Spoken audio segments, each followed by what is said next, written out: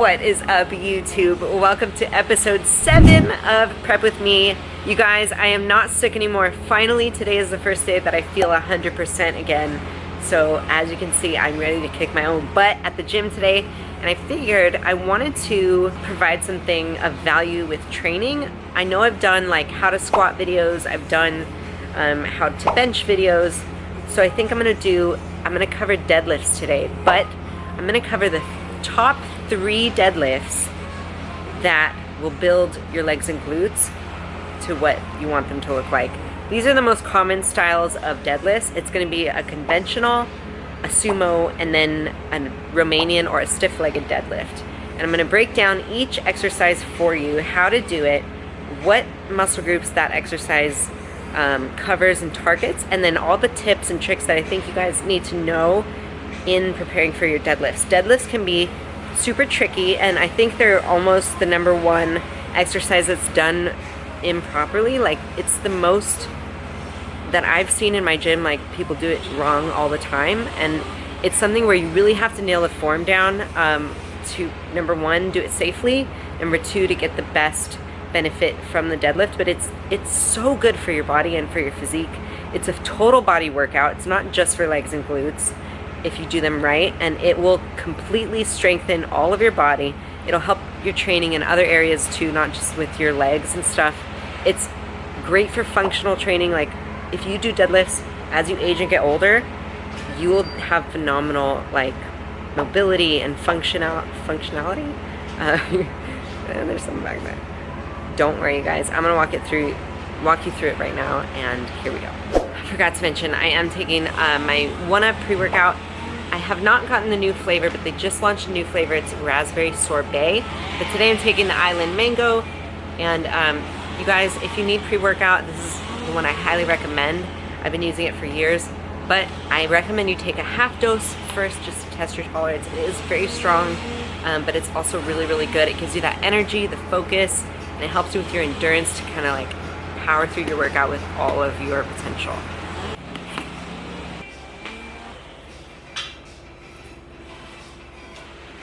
Okay guys, so since deadlifts are one of the hardest exercises to really nail the form and everything like that, I want you guys to prep yourself for success. So these tools are some things that I recommend you look into trying to get them if you struggle with deadlifts or if you want to really improve your deadlifts. The first thing that I recommend more than anything else, especially if you're going to be doing heavy deadlifts, is a weightlifting belt. This is an Inzer belt. I will link it below. I love this belt because it's the same width all the way around. The way the belt works is you're going to breathe your belly into the belt, making it as stable as possible. So that's going to protect your lower back immensely. Those belts that go narrow in the front kind of defeat the purpose because you can't breathe into anything if it's too thin in the front. Does that make sense? So you want it to be the same thickness all the way around. That's for squats and deadlifts. Highly recommend you get a belt like this. This is an Inzer belt, like I said, and I'll link it below. It's really important to protect your low back, to make sure that your body doesn't use other muscle groups to overcompensate if you have a weak lower back, and it's just a good idea to do it anyway because a lot of people hurt their back when they do deadlifts. #2 thing I recommend you get are either some sort of grip to hold the bar with. I have Versa grips. They're pretty amazing. I've been using them for years. They have a really grippy, kind of like a gummy texture, which helps. Or you can totally use chalk. I used to use chalk when I did powerlifting, and chalk works just as well. If you are going to do barehanded deadlifts and you're going for a high rep range, you might have to have your grip be alternating. So one hand is palm over and the other is palm under, so that way you have an easier hold on the bar. I'm going to use chalk today because I like to practice improving my grip strength. The next thing I recommend you get is this little toy right here. This is a mobility ball, also known as a lacrosse ball. I use this ball to improve my mobility before I do an exercise like the deadlift. I actually have a whole playlist on my YouTube channel called Mobility, and I highly recommend you check it out. It's full of how-to exercises using a ball just like this. The reason you want to have good mobility for any of your exercises is number one, to prevent injury, number two, to make sure you do the exercises correctly, making sure you can get into the proper form and your body will allow you to get into those positions without hurting yourself. Before I started powerlifting, I could not squat at all. I literally couldn't even get my body into a squat position because I was so tight. My rheumatoid arthritis was so bad. My joints were like cement and I couldn't do it. And after months and months and months of active release therapy and mobility work, I was finally able to start squatting and thus being able to do my powerlifting meets. So really recommend you check out my playlist Mobility and get yourself a lacrosse ball. The next thing I recommend might sound kind of obvious: music. Music can change your whole entire workout. So I encourage you to find a playlist that you love, something that gets your heart pumping and ready to lift some weight. Back when I was powerlifting, I used to listen to heavy screamo metal because it made me like really lift heavy weight. So make sure your music matches your goals, you guys. The last thing I want to recommend, I forgot to add this, is a fitness tracking journal. I actually created one a few years ago that I sell on my website. It's a 12-week journal that you can track all of your progress in the gym, all of your weight, all of your workouts, all of your macros, everything. So it's in one centralized place. You can get it on my website. You can use code SUBBY for a discount, but I really recommend, even if you do it in your phone, on a notes pad or something to track your progress, because you may think you'll remember what weights you use, but then come next week you'll forget and you won't know where you can start. So it's a really good idea to track your progress in the gym. So get yourself a journal or use your phone or do something and be proactive about tracking.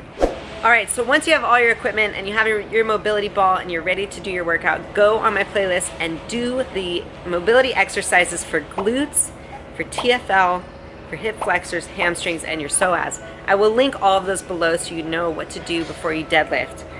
So you have the video right in your hands. Okay, next, you guys, you can have great mobility, you can have all the equipment, you can have all the strength in the world, but if you don't fire the right muscle groups for your workouts, you're not gonna get the results that you want.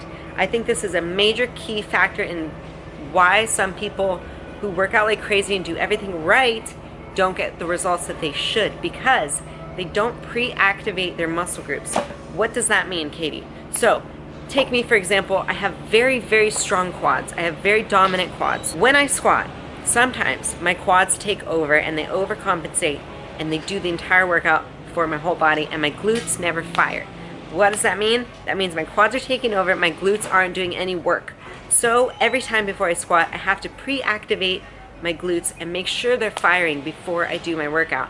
So what that means for deadlifts is you want to pre-activate the muscles that you want to fire and really make sure that the right muscles are doing the work for your exercises. So we're going to do some pre-activation exercises. I'm going to list them below, the ones that I do for deadlifts. I'm going to do glute, hamstring, and quad, but I'm going to focus on glute activation because glutes are kind of like the hardest thing to activate, really, because it's a smaller muscle than your hamstring and your quads. So it's the one that most people have the most trouble firing and activating. So a good glute activation exercise could be glute kickbacks or squats with a band around your knees. Something lightweight. You don't want to really do working sets. You want this to just get your glutes warmed up and ready to do some real work. Pride is the fall of man. Start slow. Do not go too heavy right off the bat. The most important thing is to have good form. Have good form and have the right muscles fire. So start slow. Don't jump into a heavy weight off the bat because you're prideful. I do that a lot. Start light. Make sure you have the form down. Make sure your mind to muscle connection is strong before you add more weight. Work your way up to your working sets. What do I mean when I say working sets? If I'm trying to do like 3 sets of 10 reps, those 3 sets of 10 reps are my working sets. And I will do some warm-up sets before that to get me to my working weight. This is a good way to gauge your strength and how much weight you should be using. If you're going for 10 reps and you can only get 7 reps, the weight is too heavy. If you're going for 10 reps and you can knock out another 5 and you can go to 15, the weight is too light. So make sure that your weight that you have on the bar matches the amount of reps that you're trying to do. You should be barely getting to number 10 if that's the rep range you're going for. So that's a good way to gauge your strength. So pay attention to that. Don't just like count to 10 and then drop the bar. Pay attention. If you can go to 20, it's too light. Those are your working sets. So what I mean by warming up, your sets to warm up to that, you're not gonna load the bar with your working set and jump right in for your first set. You wanna do a few sets of maybe 10 reps, but lighter weight, and just add more weight increasingly. And take my 3x10 for example. I'm gonna do a few sets. I'll do like one with 135 and I'll do like 10 reps, I'll rest. Then I'll do another set of like 155 and I'll rest. And then I'll get to my working set with a weight of 185 or whatever my working set is at, and I'll do my working sets, and those will count as my real sets, not the first two. Rep ranges, let's talk about rep ranges really quick. If you're trying to grow your muscle, if you're going for muscle growth, I recommend you do working sets of 8 to 10 reps. If you're trying to lean out and tone your muscles, I recommend you go for a rep range of 10 to 15 reps. If you're trying to gain strength only, if you're trying to gain strength, I recommend you stay with a low rep range around 2 to 6 reps max. So that's what I would recommend for you guys. Right now I'm trying to either grow my glutes or lean and tone, so I'm gonna keep my sets between 10 and 15 reps total. Let's start with the first deadlift. I'm gonna break down for you the standard deadlift. This is one of my favorites. Actually, this is my favorite deadlift.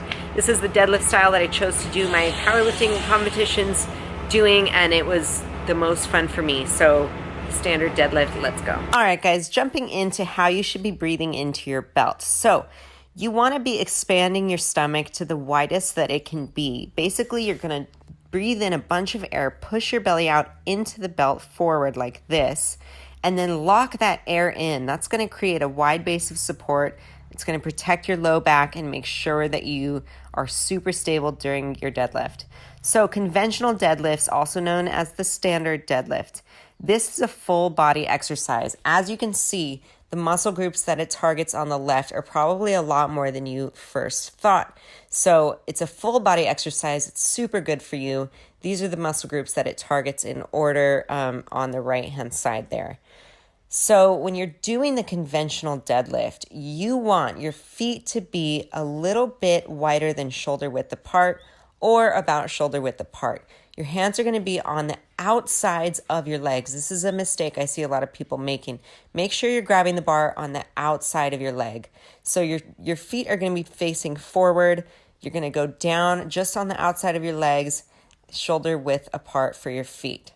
Now, one thing I want you to make sure you do, when you breathe in, you lock that air in, you look up. Make sure you look up before you do the rep. Don't be staring at the ground. That's going to make sure that your back stays nice and flat. As you can see, my back as I'm doing each rep, it's like flat as a table. That's what we want. So basically what you're going to do is you're going to drag the bar against your legs. See how the bar never leaves my legs. It's touching my legs the whole time. That's going to ensure that your back stays flat, and you're going to be leaning backwards, pulling the weight back. A good tip also is to film yourself doing the deadlift, because you'll be able to tell more if you're doing the right form when you see it yourself. So don't be ashamed, grab your phone, record it, it's fine. If you feel like your back is rounding, number one thing to do is drop the weight. It's too heavy. Drop the weight, make sure that you're pulling your shoulder blades back together before you pull up. So when you go down to grab the bar, retract your shoulder blades, squeeze them together in the back. That's gonna help keep your back nice and flat as you do the deadlift. If you still feel like your back is rounding and you have a belt and you're doing it right, I think you need to work on your mobility. So this next deadlift variation might be a better one for you. It's the sumo deadlift. Sumo deadlift is going to be better for people who have tight backs, because you're getting lower to the ground. There's less distance for you to go, so less distance for you to arch your back. Does that make sense? So let's cover the sumo deadlift.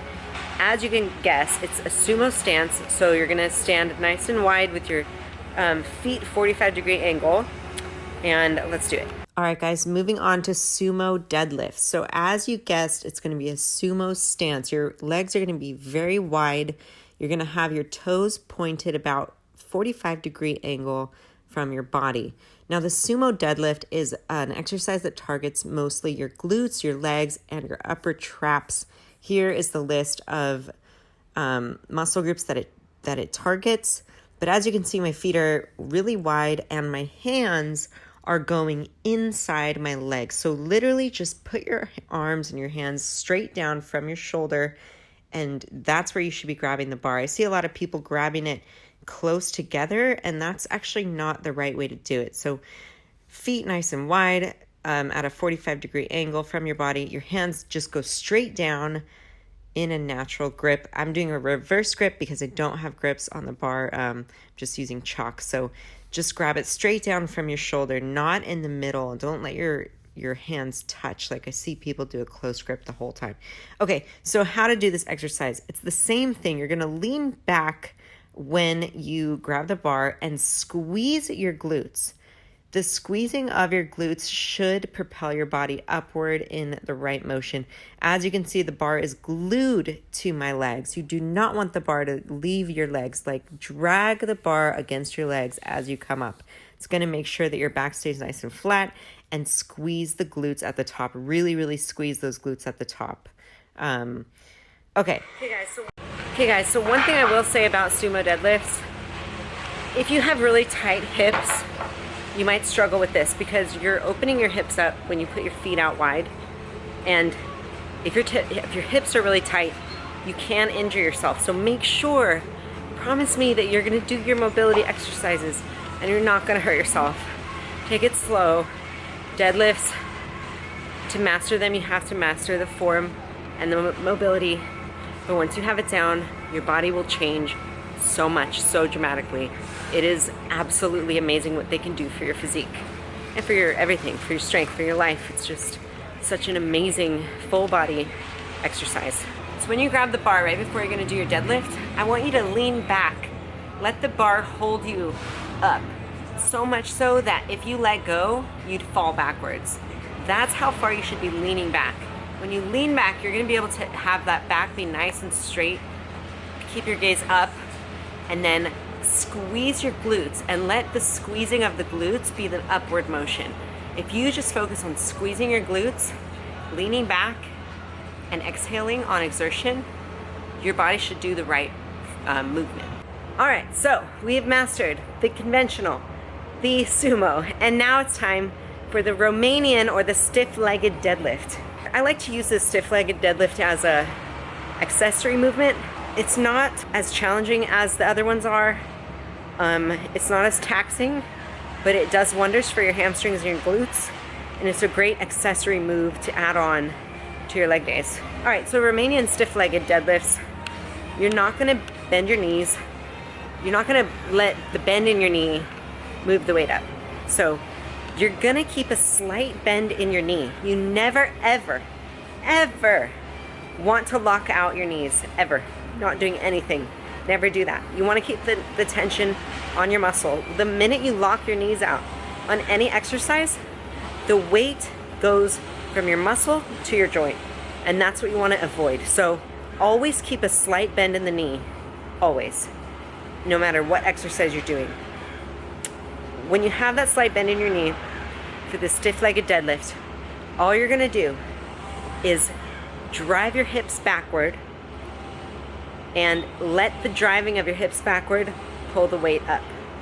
You'll see what I mean here. I don't like to touch the weight to the ground for this. I like to keep it off the ground, but you can do it either way.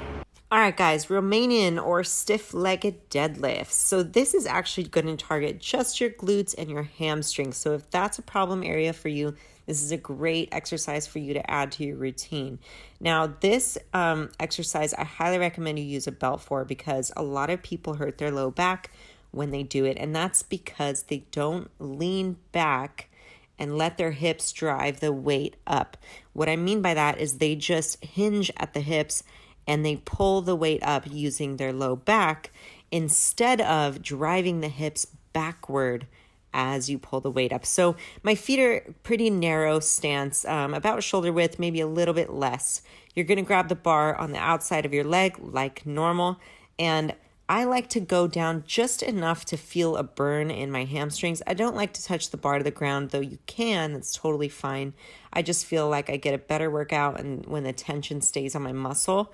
But as you can see, I'm not locking my knees out. My knees are actually bending a little bit. I'm literally just focusing on driving my hips backward and keeping my back flat and letting that motion pull the bar up. So don't think about it as like your back is coming up, because then you're gonna be thinking about using your back for the muscle.